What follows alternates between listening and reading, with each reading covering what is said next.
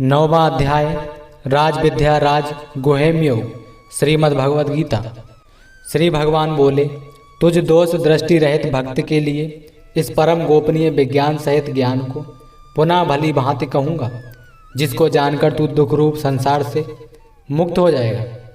यह विज्ञान सहित ज्ञान सब विद्याओं का राजा, सब रहस्यों का राजा, अति पवित्र, अति उत्तम, प्रत्यक्ष फल वाला, धर्मयुक्त साधन करने में बड़ा सुगम और अविनाशी है।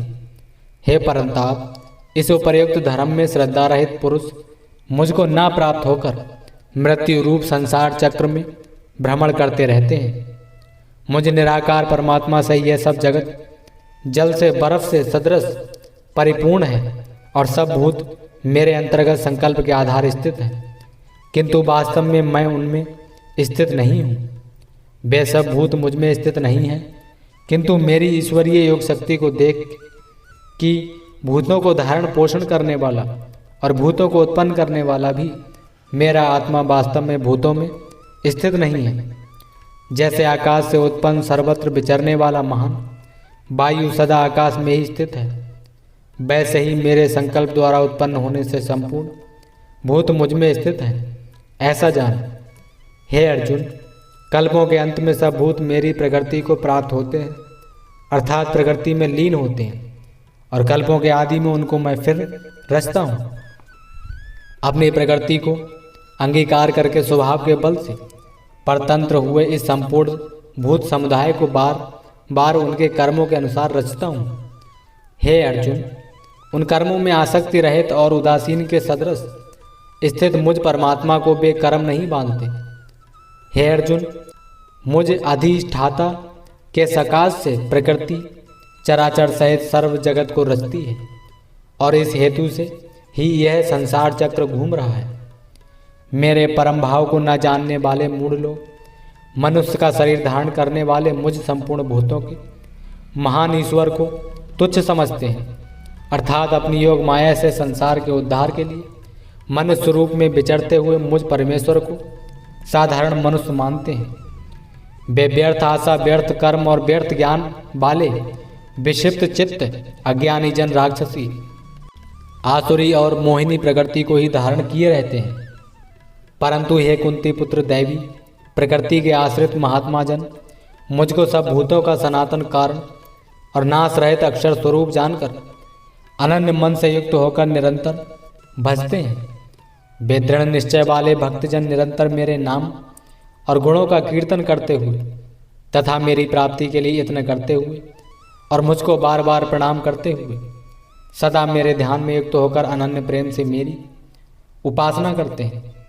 दूसरे ज्ञान योगी मुझ निर्गुण निराकार ब्रह्म का ज्ञान यज्ञ के द्वारा अभिन्न भाव से पूजन करते हुए भी मेरी उपासना करते हैं, और दूसरे मनुष्य बहुत प्रकार से स्थित मुझ विराट स्वरूप परमेश्वर की पृथक भाव से उपासना करते हैं। क्रतु मैं हूँ, यज्ञ मैं हूँ, स्वधा मैं हूँ, औषधि मैं हूँ, मंत्र मैं हूँ, घृत मैं हूँ, अग्नि मैं हूँ, और हवन रूप क्रिया भी मैं ही हूँ। इस संपूर्ण जगत का धाता अर्थात धारण करने वाला और कर्मों के फल को देने वाला, पिता, माता, पितामह, जानने योग्य पवित्र ओंकार तथा ऋग्वेद, सामवेद और यजुर्वेद भी मैं ही हूँ। प्राप्त होने योग्य परम धाम भरण पोषण करने वाला, सबका स्वामी, शुभाशुभ का देखने वाला, सबका वास स्थान शरण लेने योग्य, प्रत्युपकार न चाहकर हित करने वाला, सबकी उत्पत्ति प्रलय का हेतु, स्थित का आधार, निधान और अविनाशी कारण भी मैं ही हूँ। मैं ही सूर्य रूप से तपता हूँ, वर्षा का आकर्षण करता हूँ और उसे बरसाता हूँ। हे अर्जुन, मैं ही अमृत और मृत्यु हूँ, और सत असत भी मैं ही हूँ। तीनों वेदों में विधान किए हुए सकाम कर्मों को करने वाले, सोम रस को पीने वाले, पाप रहित पुरुष मुझको यज्ञों के द्वारा पूजकर स्वर्ग की प्राप्ति चाहते हैं। वे पुरुष अपने पुण्यों के फलरूप स्वर्गलोक को प्राप्त होकर स्वर्ग में दिव्य देवताओं के भोगों को भोगते हैं। वे उस विशाल स्वर्गलोक को भोगकर पुण्य क्षीण होने पर मृत्यु लोक को प्राप्त होते हैं। इस प्रकार स्वर्ग के साधन रूप तीनों वेदों में कहे हुए सकाम कर्म का आश्रय लेने वाले और भोगों की कामना वाले पुरुष बार बार आवागमन को प्राप्त होते हैं, अर्थात पुण्य के प्रभाव से स्वर्ग में जाते हैं और पुण्य क्षीण होने पर मृत्यु लोक में आते हैं। जो अनन्य प्रेम भक्तजन मुझ परमेश्वर को निरंतर चिंतन करते हुए निष्काम भाव से भजते हैं, उन नित्य निरंतर मेरा चिंतन करने वाले पुरुषों को योग क्षेम में स्वयं प्राप्त कर देता हूँ। हे अर्जुन, यद्यपि श्रद्धा से युक्त जो सकाम भक्त दूसरे देवताओं को पूजते हैं, वे भी मुझको ही पूजते हैं, किंतु उनका पूजन अविधि पूर्वक अर्थात अज्ञान पूर्वक है, क्योंकि संपूर्ण यज्ञों का भोक्ता और स्वामी मैं ही हूँ, परंतु वे मुझ परमेश्वर को तत्व से नहीं जानते, इसी से गिरते हैं अर्थात पुनर्जन्म को प्राप्त होते हैं। देवताओं को पूजने वाले देवताओं को प्राप्त होते हैं, पितरों को पूजने वाले पितरों को प्राप्त होते हैं, भूतों को पूजने वाले भूतों को प्राप्त होते हैं, और मेरा पूजन करने वाले भक्त मुझको प्राप्त होते हैं।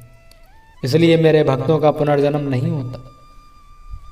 जो कोई भक्त मेरे लिए प्रेम से पत्र, पुष्प, फल, जल आदि अर्पण करता है, उस शुद्ध बुद्धि निष्काम प्रेमी भक्त का प्रेम पूर्वक अर्पण किया हुआ वह पत्र पुष्पादि मैं सगुण रूप से प्रकट होकर प्रति प्रीत सहित खाता हूँ।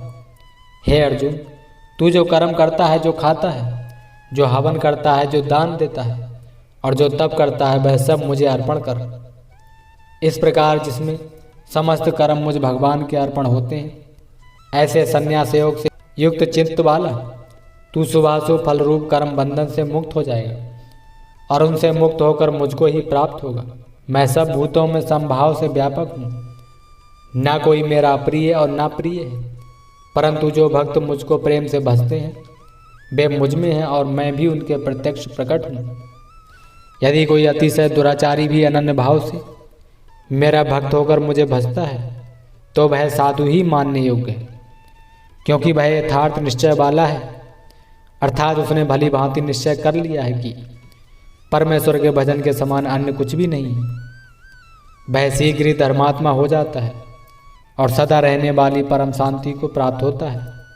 हे अर्जुन, तू निश्चय पूर्वक सत्य जान कि मेरा भक्त नष्ट नहीं होता। हे अर्जुन, स्त्री, वैश्य, शूद्र तथा पाप योनि, चांडाल आदि जो कोई भी हों, वे भी मेरे शरण होकर परम गति को प्राप्त होते हैं। फिर इसमें तो कहना ही क्या है। जो पुण्यशील ब्राह्मण तथा राजर्षि भगवान मेरी शरण होकर परम गति को प्राप्त होते हैं, इसलिए तू सुख रहित और क्षण भंगुर इस मनुष्य शरीर को प्राप्त होकर निरंतर मेरा ही भजन कर। मुझ में मन वाला हो, मेरा भक्त बन, मेरा पूजन करने वाला हो, मुझको प्रणाम कर। इस प्रकार आत्मा को मुझ में नियुक्त करके मेरे परायण होकर तू मुझको ही प्राप्त होगा।